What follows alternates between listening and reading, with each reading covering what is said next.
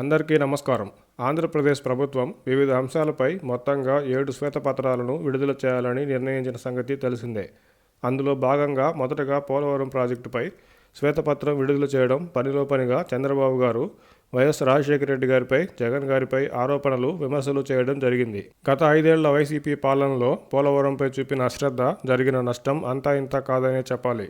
అదే సమయంలో అప్పుడు ప్రతిపక్షంలో ఉన్న టీడీపీ పోలవరం విషయం బాధ్యత తీసుకోవాల్సిన కేంద్ర బీజేపీని ప్రశ్నించాల్సి ఉంటుందని, కేవలం జగన్ గారిపై విమర్శలకు మాత్రమే పరిమితమైన సంగతిని మర్చిపోకూడదు.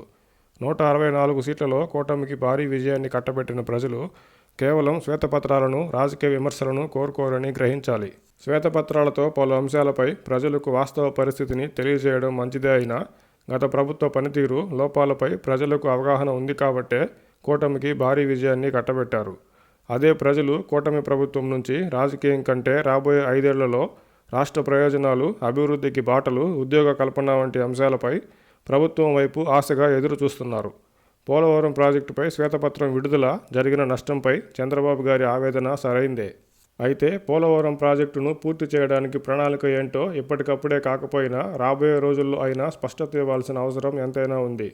పోలవరం ప్రాజెక్టుకు కావాల్సిన దాదాపు అన్ని అనుమతులను సాధించిన రాజశేఖర రెడ్డి గారు అప్పట్లోనే హెడ్ వర్క్స్, కాలువ పనులను రాజశేఖర రెడ్డి గారి హయాంలోనే మొదలయ్యాయి. ఆ తర్వాత పనులు ఆగిపోవడం, విభజన అనంతరం చంద్రబాబు గారు ప్రత్యేక శ్రద్ధతో పోలవరం పనుల్లో పురోగతి సాధించడం, ఆ తదుపరి జగన్మోహన్ రెడ్డి గారు పోలవరం ప్రాజెక్టును అటకెక్కించడంపై ప్రజలకు అవగాహన ఉంది.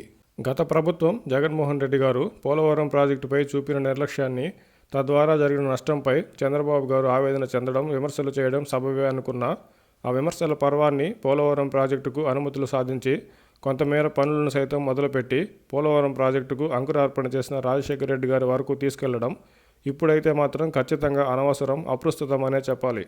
పోలవరం క్రెడిట్ అంతా చంద్రబాబు గారికి మాత్రమే దక్కాలనే ఉద్దేశంతో రాజశేఖర రెడ్డి గారిపై కూడా విమర్శలు చేసుండొచ్చు. ఆ విమర్శలు చేయకపోయినా చంద్రబాబు గారికే ప్రజలు పోలవరం విషయంలో ఎక్కువ క్రెడిట్ ఇస్తారనడంలో సందేహం లేదు. పోలవరం విషయంలో రాజశేఖర రెడ్డి గారిపై చేసే విమర్శలు వైసీపీ తప్పిదాలను కప్పిపుచ్చుకునేందుకే వైసీపీకే ఉపయోగపడతాయి తప్ప టీడీపీకి అదనంగా వచ్చే ప్రయోజనం ఏమీ ఉండదు. ప్రజలు సైతం పోలవరం ప్రాజెక్టును వీలైనంత వేగంగా పూర్తి చేయాలని కోరుకుంటున్నారు తప్ప పోలవరం కేంద్రంగా రాజకీయ క్రీడను కాదు.